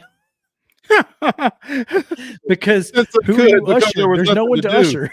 Yeah, there's you can't usher if there's no one to usher. Well, and it's understandable. I mean, the folks that were there, the few that were there, were disappointed, but probably not surprised, as Cleveland won 8-0. Yeah. So, I mean, the Athletics and the Rockies are equally horrible, maybe. Maybe, and maybe that's on maybe that's on the A's. They didn't. Langeliers didn't play. Oh, yeah, he did. I'm sorry. He was 0 for 3. I apologize. But he did. Play. He did. Yeah, he was the catcher. Okay. Alex Wood with the L. Kyle Muller in relief went 2.2 with only 1 hit. Maybe he shouldn't be in relief. Hey, 2 2/3 for Muller, man. How about that? Solid. JJ Bleday 2 for 4 for Oakland. Brent Rooker 0 for 4. Yeah, it was not a great day for the offense in Oakland. It was, however, a great day for offense, as we said, in Arizona, and not just for the baseball team, Mo. Okay. Phoenix's hockey team had a pretty good offensive output too. They did, and we're going to talk a little bit more about that on the other side of this break, as we will be joined by Penalty Box Radios and Kimmel. Chris has questions. Hopefully Ann will have answers when we come back to the Lee Company studios here on Main Street Sports Today, presented by the Tennessee Orthopedic Alliance of Columbia. Stay with us.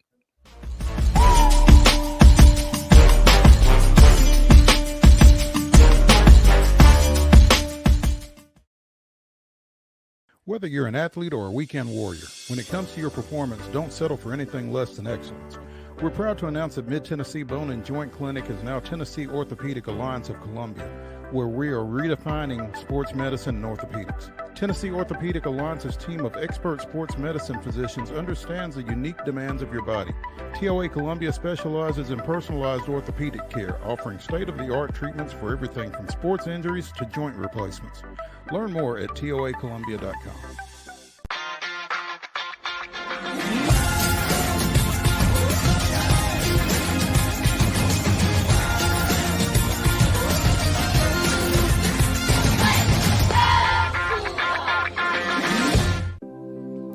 Custom Stone Handler supplies over 600 distributors and suppliers with quality stone products. Along with River Stone, we produce and distribute over 100 building, landscape, and other bulk products.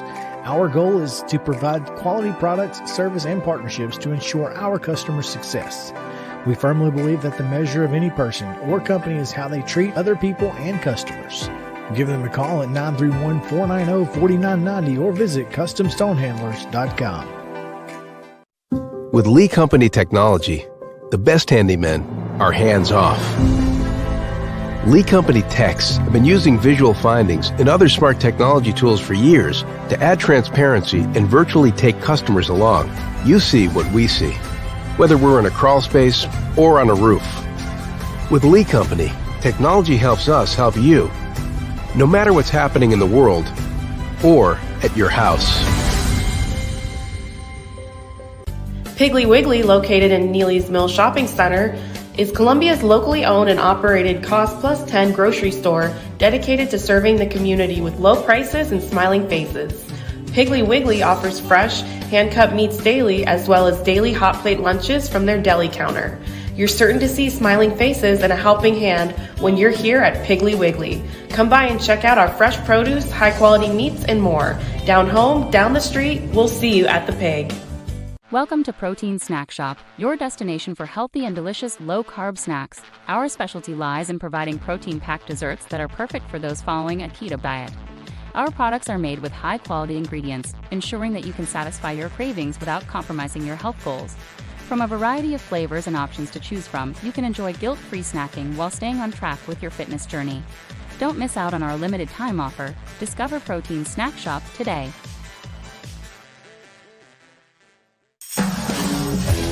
We thrive under the lights.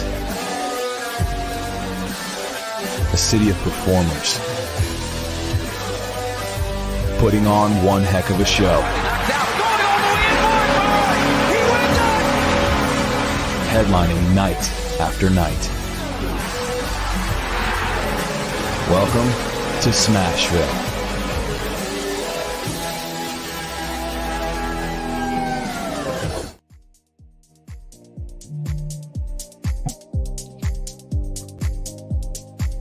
The weekend update edition of Main Street Sports Today, presented by TOA of Columbia. I'm Maurice Patton. That's Chris Yao. We are now joined by Ann Kimmel of Penalty Box Radio. And Ann, we visited a few weeks ago following a 9-2 Dallas Stars victory over the Nashville Predators. We reconvene here following an 8-4 Arizona Coyotes win over the Nashville Predators. And the two games felt a lot alike, seemed like to me. Now, 18 games in between were plenty successful, but I think Chris Yao is left with at least one question that is very similar to the one that he asked after the Dallas Stars debacle. So I'll yield to the gentleman from Alabama. Yeah, I mean, it's becoming. You just take this 18 game stretch out, and I know you can't just do that, but over the season, it just feels like we've got to have a conversation about UC Saros, man, because when he's great, but when he's bad, he's putrid, and it's interesting to me that Milwaukee has a new goaltender. Yes, I saw that. And I get what I'm picking up what you're putting down, Chris. Like I get why you're feeling the way that you're feeling. It's like I think there's an old nursery rhyme: when he's good, he's very good, and when he's bad, he's naughty. Now, I'm not saying that UC Saros is naughty, but when he is off of his game, there is a notice difference. It's an eye test thing. And we could see in the Arizona game relatively early in that game, okay, Saros isn't tracking the puck like he normally is. This is what I will say to that. He also wasn't getting the same defense in front of him that he has been getting during the 15 games he played over that 18 game stretch. So I wouldn't say that I'm concerned about UC Saros's long-term viability in any stretch of the imagination. Now, you do want him in prime form if the Predators are going to make it into the postseason. And I think that Andrew Brunette and the goaltending coach are going to be pretty intentional about getting him what he needs to be ready. Saros thrives on consistency, which is why I think you saw him get the start in Arizona. I wouldn't panic yet. But I did also notice that Milwaukee called up a goaltender. So let's just see who may or may not show up here. Could be an injury to either Troy Grosnick or, heaven help us, Yaroslav Askarov, but it's something to keep your eye on. Well, and that was I think that was our biggest question, Mo, was why was UC in goal against Phoenix? I mean, why even put him out there for that? Yeah, that was something that we did discuss, and because now you almost feel like you have to play him tomorrow against Colorado. Yeah, it's a little bit of a tricky dance. Andrew Burnett, we've talked with him about how do you decide who gets the starts, because Kevin Lankinen, stats aside, darn good backup goaltender and somebody you want to have ready if the Preds go in the postseason. But Saros, again, better with consistency. They tend to pencil in the goaltending schedule about a month out. And I think we're in the point in the season where they're going to be very intentional about making sure both goaltenders are where they need to be for a potential postseason run. For Saros, that means consistency, but Kevin Lankinen also has really earned starts. So I think it's going to be very interesting to see who does get the start against Colorado. Mentally, you want to give it to Saros, give him a chance to get right back in net, have a good game and get confidence in all of that. But you also can't discount the fact that Kevin Lankinen has been very good against very good teams in the NHL as well. So I think it's going to be interesting to see what decision Andrew Brunette and the goaltending staff make tomorrow night. And Kimmel, Penalty Box Radio, joining us here on Main Street Sports today. And, you know, I was telling Chris and Wade the other night, I think that Tuesday night game against Vegas was the first Preds hockey game that I've watched in its entirety, maybe since 2017.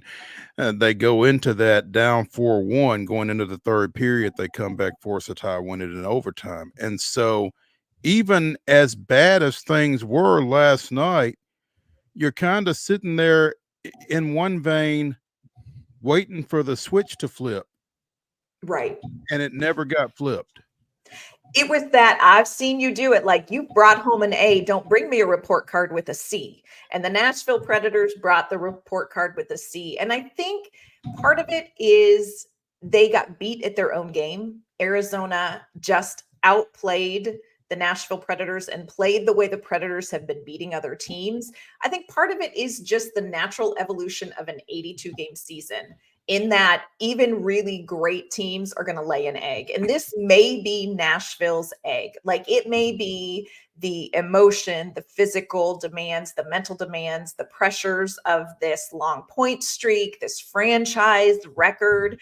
It may just need a release, and they may not have been able to dig deep enough in Arizona. And I think we saw that. They didn't have it.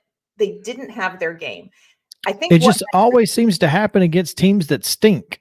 Arizona, though, I will argue this. Arizona, I don't think is as bad as their record is.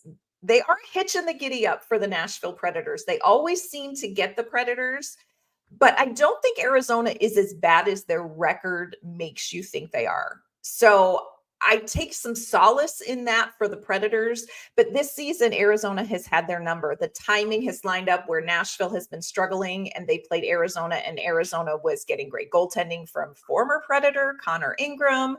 You know, they have a Lawson Krause, they have Clayton Keller. So I think timing plays a part in it this season as well. It's interesting. So going into tomorrow, how do you feel like Andrew Brunette approaches this? Hey, guys, the monkey's off the back. Let's go out and just play our game, and we don't have to worry about anything. We can just go play. I think that is exactly the message in the locker room. And they've worked really hard in the locker room among the team from the coaching staff to say this is a game at a time. It's not about the point streak. They were very interested in breaking the franchise record, but they just really need to take it a game at a time. And last night's loss was, I think, significant enough. And the way that they lost that game is, I think, going to be a little jarring for the Predators, which may work to their advantage because they have to get back to their game and they're going to be much more intentional. Andrew Brunette talked about it's almost harder to coach a team when they're winning because you can win games and still not be playing your best. And you can convince yourself we're doing everything right because we're getting the results when the process isn't where it needs to be. I think the slate is clean on that after an 8-4 loss to Arizona. And hopefully Andrew Brunette and the team are going to be ready to head to Denver and see what they can do against a really tough Avalanche team. And quiet as it's kept, the playoffs are not necessarily a lock for the Predators at this point. Is that right? That's right. They do not have a playoff spot locked up yet. They need to get back and get some points. Vegas is kind of creeping up to try to take that number one wild card spot. Interestingly, Winnipeg is having a little bit of a time. They're in that third Central Division spot. So if Nashville could get back to winning and Winnipeg continues to struggle, this could go a number of different ways for the Predators. And they want to be in a position where they control their own destiny, which means they've got to win these games. So you go to Colorado on Saturday. I don't have the schedule in front of me, but where do we go from there? They're going to be back and they're going to be playing Boston. Won't that be fun? Ooh. Mm-hmm. Yeah, Boston that's going to be Tuesday. that's going to be great. And then they're going to face a very hungry St. Louis team. So, and next week on Saturday, they're going to wrap up that week against the New York Islanders. So, there aren't a lot of coast games to wrap up this regular season for the Predators. They're going to have to really get back to consistently playing the game that brought them this success over this stretch, because there are no gimme games on this schedule. And this late week schedule gets a little grueling all of a sudden because, like you said, they've got St. Louis coming in here on Thursday. Then they go to the Islanders and to the Devils back to back Saturday, Sunday before coming back home and catching Winnipeg on Tuesday the 9th. So, yeah. And that Winnipeg game is going to be big. I think that's a game, if you're looking at, I was going to high say, noon, it's Winnipeg.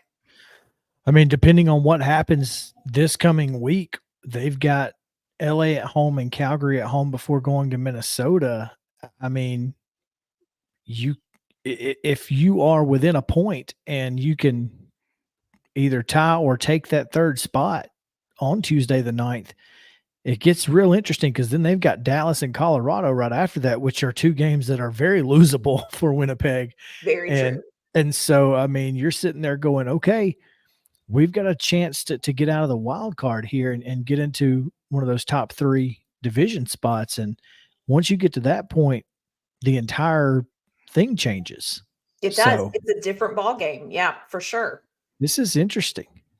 When we talked probably a week ago, I didn't think that there was any way possible because I think Dallas, Colorado, and Winnipeg all had 94 points at the time, or 92 points or something like that. And obviously the Predators were in the low to mid 80s. Mm-hmm. And I was like, there's no way, because Winnipeg's just going to, they're going to pull and stay far enough away. But now, yeah, it's only 9 games to go, but you're only 4 points out. You got a shot. Yeah. And it's going to be interesting. Winnipeg has a tough schedule. Nashville has to win some of these games, and it's not going to be a walk in the park either. Colorado, Boston, New York Islanders, and again, Winnipeg. So this is going to be a very interesting finish to the regular season for Nashville, who wants to get into the postseason.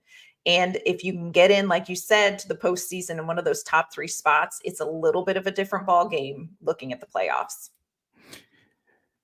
And Kimmel of Penalty Box Radio joining us here on Main Street Sports today. And getting back to last night, just a second, you said that the defense in front of UC hadn't necessarily been, or wasn't last night what it had been.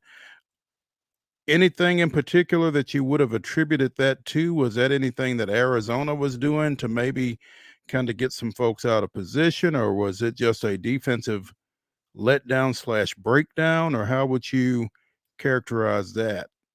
I think there's been a lot of moving parts in the defense recently, which may play into that. Nashville's been very healthy through much of the season until recently, and a lot of the injuries have been blue liners. You've had Dante Fabro out, who has played exceptionally well with Roman Josi when he's been healthy. Jeremy Lauzon has been out of the lineup, and he adds an element to this defense that, people think, he's great at hits. People think, oh, well, that's nothing. Well, it does play into the game a little bit. Spencer Stasny was called up and he missed some games as well. Alexander Carrier out with an upper body injury now. So I think there's just been a lot of movement on the defense as far as the pairings. Even in practice, you really haven't been able to pinpoint who is Andrew Brunette liking together in practice. So he's kind of been rotating that. Tyson Barrie in the lineup after being out of the lineup for a while. So some of it may just be a little bit of they're out of the groove. Also, so much about Andrew Brunette's system is about getting out of the defensive zone quickly. That first pass from a defender out of the zone. And several of those passes last night were intercepted by Arizona that resulted in goals. So just cleaning up some of that stuff from the defense, and also just being in front of that net where UC Saros needs you to be, I think is going to help the Predators as well. But I think some of it is just unsettled rotation in the lineup. And some of it could just be a little bit of fatigue as well. But I do think they're going to bounce back.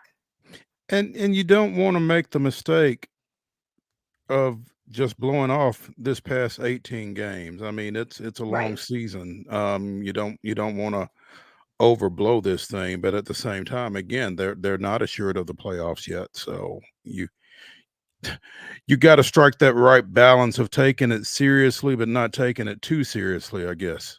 Yeah, it is. There is a way to look at it that gets you motivated and ready to keep going. There is a way to look at this streak where maybe you can get overconfident. And I think the Nashville Predators have done a good job of being where their skates are and kind of keeping things in perspective.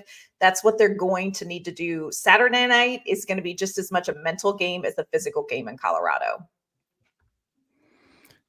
Tomorrow, 5:00, Preds at Avs. We'll get you caught up when we come back here on Monday. And we appreciate it. Know you had some technological issues to battle through to get on with us today. We really appreciate you doing so, and look forward to catching up with you again real soon. Sounds great. Appreciate it, guys. Thank you. Phillies 2, Braves nothing, top of the 6th. Brandon Marsh with a 2-run homer. Ugh.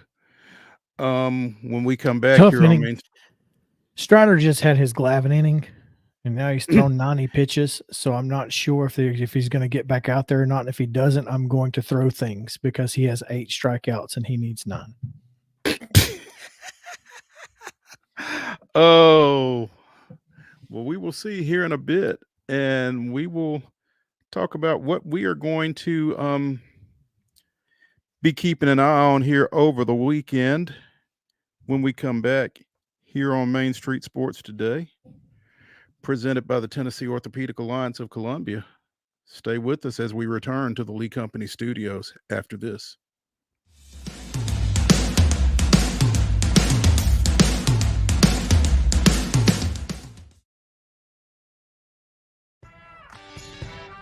I'm Maurice Patton, and on Main Street Sports Today, we bring you the voices of your favorite teams from preps to pros. Otherwise known as the VOT, Mike Keith. The bottom line is we can teach Will Levis woke. I just don't know who's going to work with you on your base stealing now that EY's gone. Well, that has nowhere to go but up. And I was just like, oh, guys, not again. Can we just bury that, burn that footage, and not bring it back? No. No. Thank you. We'll keep it going past the All-Star break, and looking forward to seeing how the rest of the season plays out. There's always a good story to tell. Can you guess where I am today, Mo? Where am I? It's not Reese Smith Field, is it? Yeah. Because anytime you play Chicago, you want to win. That's just you got that right, and that's bottom line. Be a buzz. When you're walking the dog, you keep the bags that you need for the dog in the bag, and you don't even have to wear it. You can just hold it, which is what I do when I walk the dog. So I think the fanny pack probably needed a little rebranding. It did. It really did. On your show logo, we've got to get a puck in there. There's a basketball. There's a football, there's a baseball. Maybe not a puck. How about Mo brandishes a hockey stick? Tune in daily at 2 p.m. on Main Street Media TV. Welcome to Protein Snack Shop, your destination for healthy and delicious low-carb snacks. Our specialty lies in providing protein-packed desserts that are perfect for those following a keto diet. Our products are made with high-quality ingredients, ensuring that you can satisfy your cravings without compromising your health goals. From a variety of flavors and options to choose from, you can enjoy guilt-free snacking while staying on track with your fitness journey. Don't miss out on our limited time offer. Discover Protein Snack Shop today.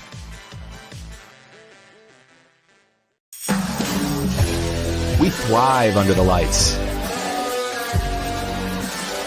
A city of performers. Putting on one heck of a show. Headlining night after night. Welcome to Smashville.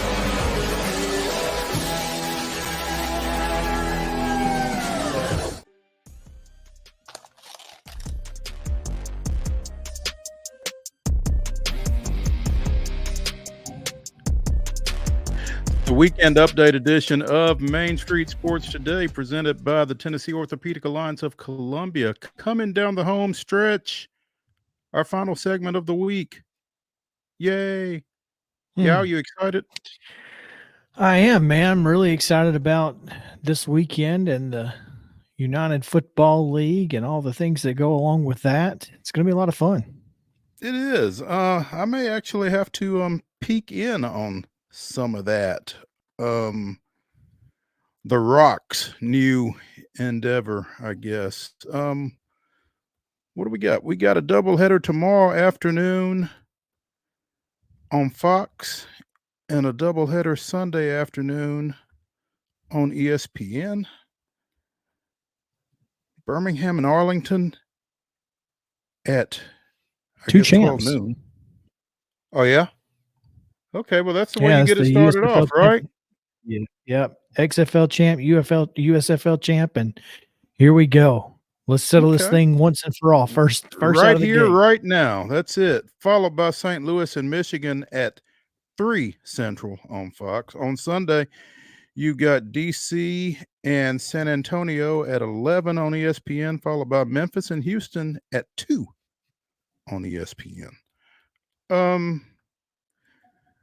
From what you know, Chris, about this merger and these teams, what jumps out at you? Well, I mean, simple fact is that the Birmingham Stallions have won 2 USFL championships and may have gotten better. It's and one of the reasons that I think everyone in this league has gotten better, if for no other reason than there are half as many teams. So the player pool obviously shrunk a little bit. So you have a little more concentrated talent in these 8 teams, and I think that's the most important thing here is that if spring football is going to be successful, you have to do 2 things. Number 1, you have to be entertaining and do things a little bit unique. And 2, you have to have good talent. You just have to have good football play. And I'll just run down some of the names here that are playing in the UFL this year. AJ McCarron, Vic Beasley, Kiki Kuti, DJ Swearinger, Matt Corral, who will start for Birmingham at quarterback, but Adrian Martinez will also play. You'll remember Amari Rogers. Yeah. Former what? Knoxville Catholic receiver? Played at Clemson? Correct. Yeah. T. Martin's Reuben son. Foster. Yes, T. Martin's son. Okay. Reuben Foster. Danny Etling will be the Michigan Panthers quarterback. Okay. Houston Roughnecks quarterback, Jarrett Garantano. Okay. Sucks for them. They're not going to be very good. Oops. Arlington, by the way, coached by, of course, Bob Stoops. That's interesting to me. Well, I mean, clearly there's not much to do in the offseason in the UFL because Skip Holtz spent most of his year in Chicago with Northwestern. So. DC Defenders head coach Reggie Barlow, formerly of Alabama State, I believe. Yep. And his offensive coordinator is former Tennessee State quarterback Shannon Harris. So, man, on them. The coaching staff for Birmingham, you know who their defensive coordinator is, don't you? John Chavis. That's awesome. It just goes to show why they've been so good defensively over the last couple of years, led by Scooby Wright, who's been just an absolute, monster. One, he's a fan favorite, but also had that pick 6 to seal the USFL championship 2 years ago. And then they've, and I know, obviously, I know a little bit more about Birmingham, but these guys, DeMarcus Gates out of Ole Miss, probably going to be in the running for Defensive Player of the Year. This wide receiver group is ridiculous. Marlon Williams of UCF, Amari Rogers, Deion Kane out of Clemson, Benjamin Victor from Ohio State, and then they've got the tight end. I can't remember his name. Jay Sternberger, who played at Texas A&M. Oh, I mean, they are just absolutely loaded. And then, Matt Corral is a very good quarterback. He is very much a quad A quarterback, right? I mean, this is the type of league that he and AJ McCarron can be successful in. Yeah. And that's why I think AJ McCarron is probably going to be your MVP. I think, you're going to see a lot of the same things that you saw last year, and that's the Battlehawks being successful. Now, Arlington won the league last year with a losing record. They made and won the league with a losing record. So I think it's good. And like I said, I guess Wednesday on the show, that I think the Stallions and the Battlehawks will play in St. Louis for the championship.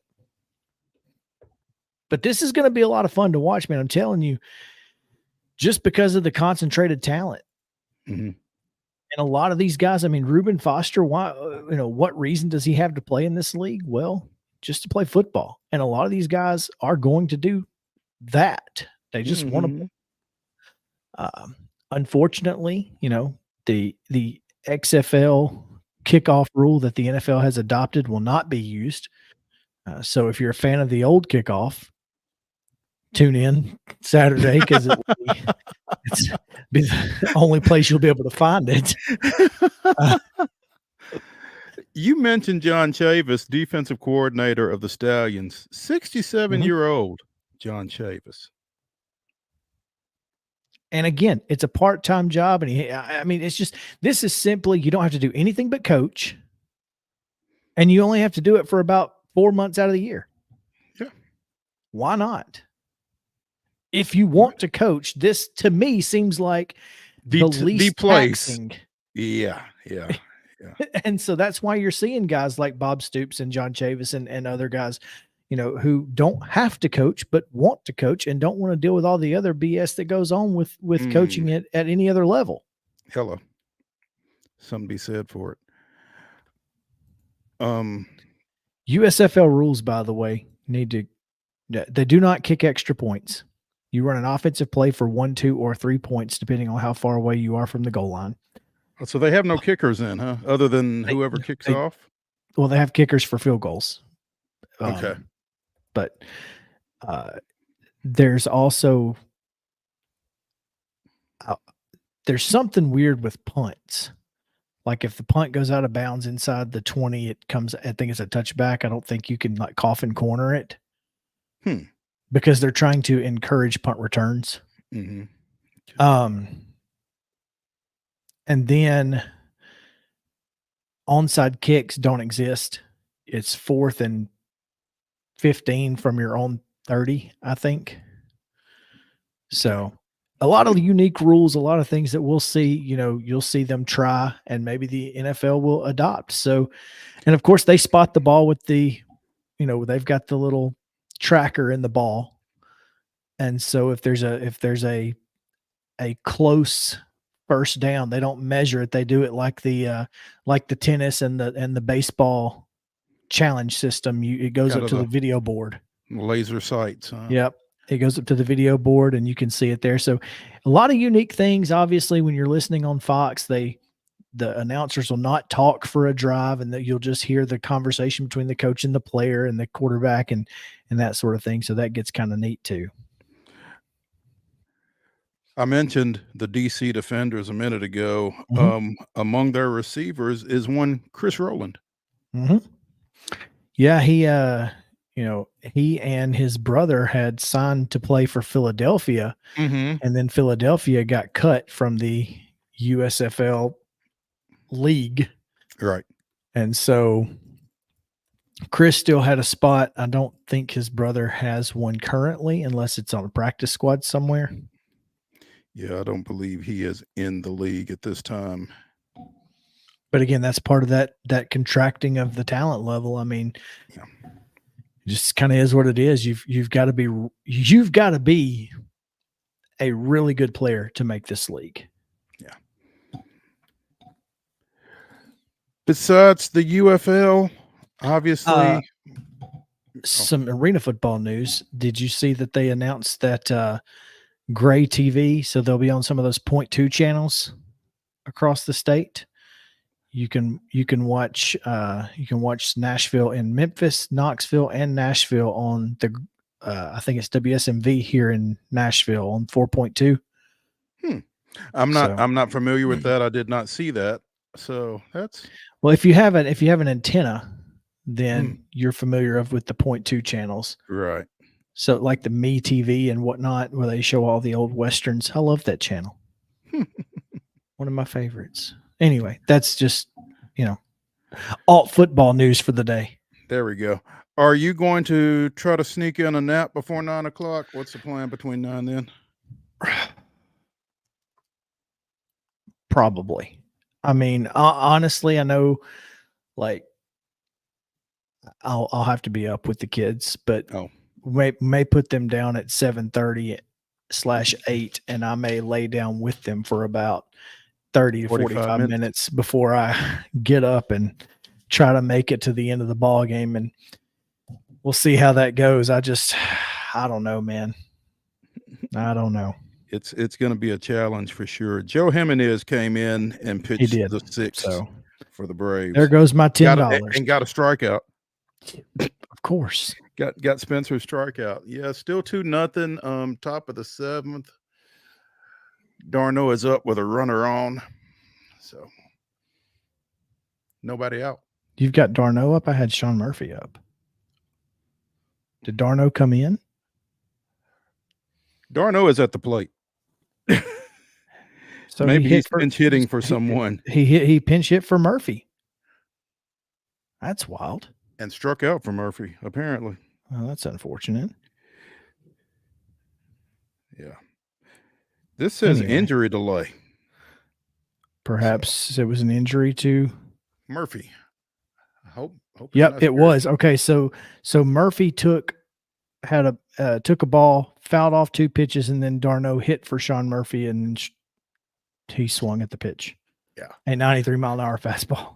Yeah. Okay. All right. So now Arcia's up. Oh, well. I'll be quiet. Yeah. Yeah. Because good things just happened. Well, yeah. And I'm looking at my game day app on my phone, and yes, good things did just happen. So, yeah. Arcia. Well, you almost got it out of there. Just about. Okay. Just about. So that's man, that's kind of my, obviously I'll be paying attention tonight to the Sweet 16, and of course tomorrow the Elite 8 matchups, and then Sunday as well, and then of course the women's tournament. It's going to be a really great weekend of sports. This is about this starts getting into the end of my Saturday availabilities. Yeah. Well, fortunately, my Saturday unavailability is from like 8 until 2-ish probably, and I'm umpiring early tomorrow, and then trying to get down to Columbia State. C-State and is it Jackson State that they're playing tomorrow? No idea. Could not tell you. Hang on just a second. In softball, I mean baseball. Baseball. Yeah, C-State is playing at home tomorrow. Gotcha. Kind of run out there and check them. Likely easier to get down here on a week on a Saturday. Yeah. Yes. Jackson State is correct. They play at noon tomorrow. They are currently playing. They had a 2:00 game today, and then I think they've got a 12 noon doubleheader tomorrow. So I'll come off the field and run down there and check out Desi Ammons' Chargers, see how they're doing. They are 9-3, I believe, in conference play right now. So there you go. So somehow, what? What's up? Good news. Tie ball game. You Thanks are slightly ahead of me. I apologize, but the Brian Snicker not wasting any time, not trusting guys as he is pinch hitting all over the place. Well, Murphy was an injury of some sort apparently, but who Darno pinch hit for Kelnick and doubled, and now we're tied. Duval pinch hit for Kelnick. Is that not what I said? What did I say? No, you said Darno. That's what I meant. Duval, Darno, all the D's. Yeah, a lot of D's. Yes. So, man. And then of course we'll be watching the Braves if you can find it. Yeah. There's a race this weekend, right? The ability. Yeah. It's Richmond? Richmond. Yeah. And then of course it's Easter. Yes, I'll be down at my parents' on Sunday. Oh, okay. You'll be traveling. Yeah, I'll take the kids to see Mama and Pop. You gonna hide some Easter eggs? We'll hide Easter eggs for Charlie and Chan up here on Saturday. And then on Sunday, yeah, there's usually a pretty big Easter egg hunt that everybody gets involved in because there's a pretty big prize egg that even the big kids are interested in finding. Even the adults? When I say big kids, I mean adults. Me. Okay. I mean, me and my brothers. Wow. Yeah, that's Easter though. Easter's always fun. It's, get down there, eat a good lunch, get back home just in time to put the kids down and go to sleep. I'm for that, by the way. That's a good day. Okay. All right. Well, let's get out of here. What do you say? Let's go ahead and call it a week here on Main Street Sports Today, presented by the Tennessee Orthopedic Alliance of Columbia.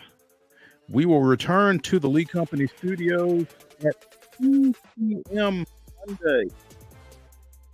Let me see who's with me. We will talk to y'all then. Y'all have a great Easter weekend. See you Monday.